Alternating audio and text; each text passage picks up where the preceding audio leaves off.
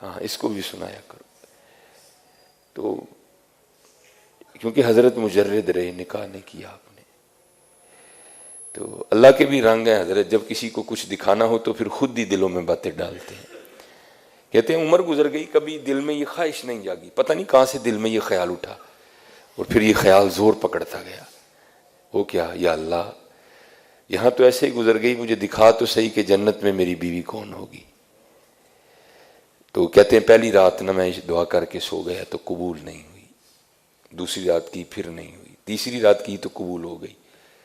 خواب میں کیا دیکھا کہ سیاہ فام عورت ہے، اور خواب میں کہتی ہے کہ میرا نام میمونہ ولید ہے اور میں بصرہ رہتی ہوں.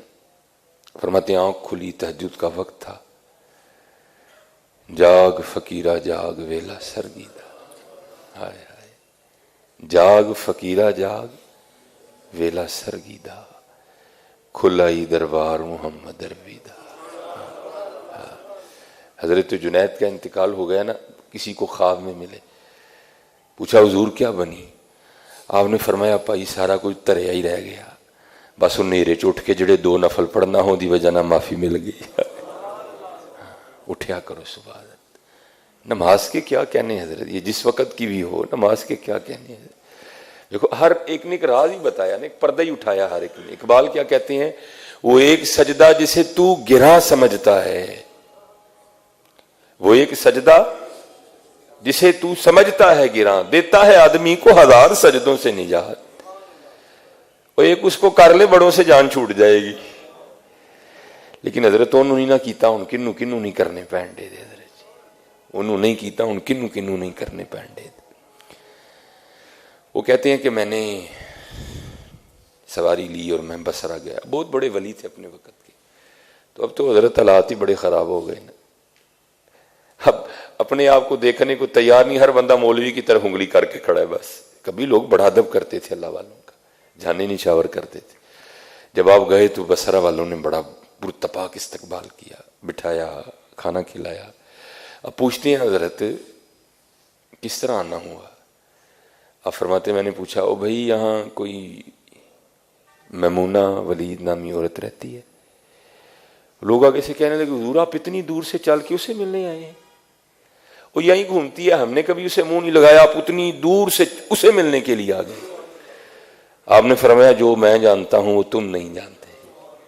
آپ نے فرمایا کیوں، کیا ہے اس میں؟ عرض کی حضور جب لوگ ہنستے ہیں نا تو لوگوں کو ہنستا دیکھ کے رونا شروع کر دیتی ہے، اور جب لوگ روتے ہیں تو وہ لوگوں کو روتا دیکھ کر مسکرانا شروع کر دے. دیوانی ہے وہ، اجرت پر ہماری بکریاں چراتی ہے، جو ضرورت کے پیسے ہوتے ہیں رکھ لیتی ہے، باقی اللہ کے راستے میں صدقہ کر دیتی ہے.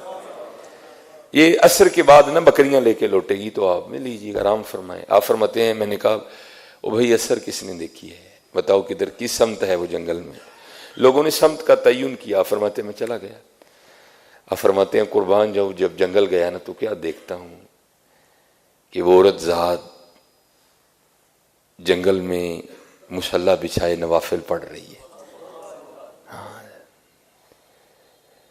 اور کہتے ہیں حیران کن بات یہ تھی کہ وہ نوافل پڑھ رہی ہے اور جن بکریوں کو وہ چرانے آئی تھی نا ان کو بھیڑیے چرا رہے ہیں. اگر کوئی بکری باہر جاتی ہے نا تو بھیڑیا اس بکری کو پھر لے آتا ہے، لیکن بھیڑیا کسی بکری کو کھاتا نہیں. اللہ حضرت یہ اللہ نے فطرت میں رکھا ہے بھیڑیے کی، یہ اللہ نے درندوں کی فطرت میں رکھا ہے. اگر ان کو ایسی کوئی چیز دکھائی دے تو دعوت نہیں دینی پڑے گی، وہ یہ فطرت ہے نا حضرت، یہ فطرت میں. اب فرماتے میں حیران اس بات پر تھا یہ فطرت کس طرح بدل گئی، وہ یہ کیا ہو گیا، یہ بھیڑیوں نے بکریاں کب سے چرانی شروع کر دی. فرماتے ابھی میں حیران پریشان کھڑا تھا تو اتنی دیر میں نا حضرت میمونہ ولید رضی اللہ تعالیٰ عنہ نے رحمت اللہ تعالیٰ علیہ نے نماز ختم کر دی اور مجھے مخاطب کر کے کہتی ہیں عبداللہ ملنے کا وعدہ تو جنت میں تھا، تو یہاں ہی آ گیا. اللہ وہ ایک سجدہ جسے تو گراں سمجھتا ہے، الصلاۃ معراج المومنین، وہ ایک سجدہ جسے تو سمجھتا ہے. فرماتے میں بڑا حیران ہوا، وہ اس سے پہلے ملاقات تو کوئی نہیں، اس کو میرا نام کس طرح پتہ چل گیا؟ فرماتے میں نے پوچھا میمونہ ملاقات کوئی نہیں، میرا نام تجھے کس طرح پتہ چلا؟